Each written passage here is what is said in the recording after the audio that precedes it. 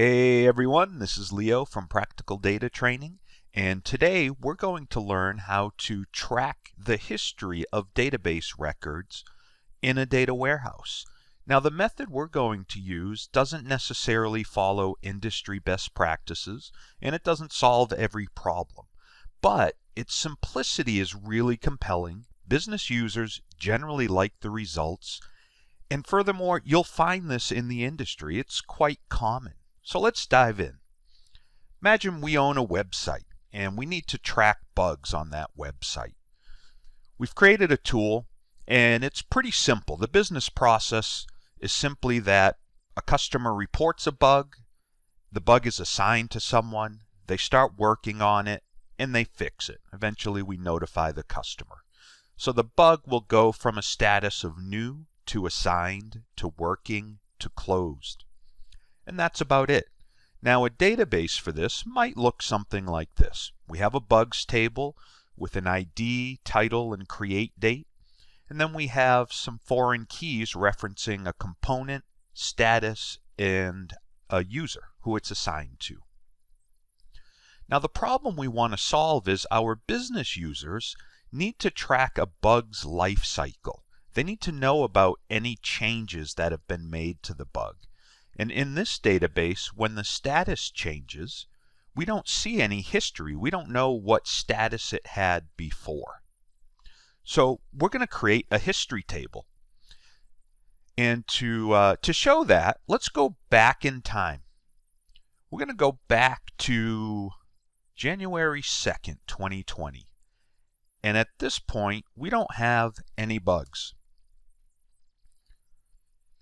Now, before we create our first bug, we're going to create a history table that's going to have all the information that we normally store for a bug, plus a couple other things, and we'll show them. So let's create our first bug. Somehow there was database corruption, and this was created on 1/2/2020. And for the component, maybe that was in the back end.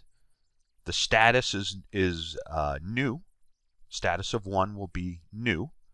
And there's no user ID because we haven't assigned anything. In our database, we will set a trigger for this table. Whenever a new row is created or updated, we're going to copy this information into our history table. And we're going to put the date. So now we see this bug was created, and we have a record of that bug being created. And apparently my assign to isn't working quite right, so let's see what I did there. Oh, there is no assign to. So this would actually be blank. We'll ignore the error for now, just to keep this video going. So we've done this. We have bug ID 1, and maybe on the next day, so we're on 1/3/2020, we change the status to assigned, and we assign it to Audrey Parker, user ID 3. Our database trigger is going to catch that change, and we're going to add a new row in here. And the date will be the current date, which is 1/3/2020. Now we see every state that this bug has been in so far.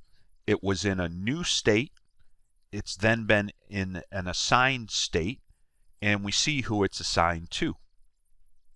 Now we fast forward to, let's say, the next day, 1/4/2020, and we get a new bug. Its ID is 2, and it's crashing on Firefox. The create date is 1/4/2020. The component would probably be, that sounds like a UI problem to me. The status will be new because it's brand new, and there'll be no user assigned. So we're going, our database trigger will take this and it will copy it into this new table. And the date will be 1/4/2020. And looks like I didn't copy the status for some reason, so and we're back. All right, let's try this again. Hopefully my Excel formulas are fixed. Okay, so we move on to the next day, 1/5/2020, and Audrey has started working on this, so the status changes to 3, and we're going to copy this. In reality, our database trigger is going to copy it, and the date will be 1/5/2020. Maybe on the same day, this bug is assigned a user, so the status will be 2. The user ID, let's give it to Nathan Warnos. He's pretty good. All right. Our database trigger will fire. See that this was updated, and it will add a new row. And the date will be 1/5/2020. And everything looks good. We move forward to 1/6/2020. And Audrey's really good. She fixed this. The status is now closed. That fires off a database trigger, creates a new row, sets the date, and so on and so forth. So what you'll see is, over time, this table is going to grow very large, because every time we've changed or created a record in the bugs table, it's creating a new row of data. And that's okay. It might cause a problem if it gets too large. There could be performance issues. On the other hand, since this is a physical table and not a view combining a bunch of other tables, it should be very fast to query. And now that our business users have this data, they could pull it into Excel or Power BI or whatever they want to use, and maybe they could do something like create a pivot table that shows when the bug was in certain states. So let's do that. We'll put a pivot table in here, and we're going to add the ID on the rows. We're going to add the status on the columns, and we'll put a date in the values. And you can see here, this is pretty valuable for a business user. They can see that the bug was created on January 2nd. It was assigned on the 3rd.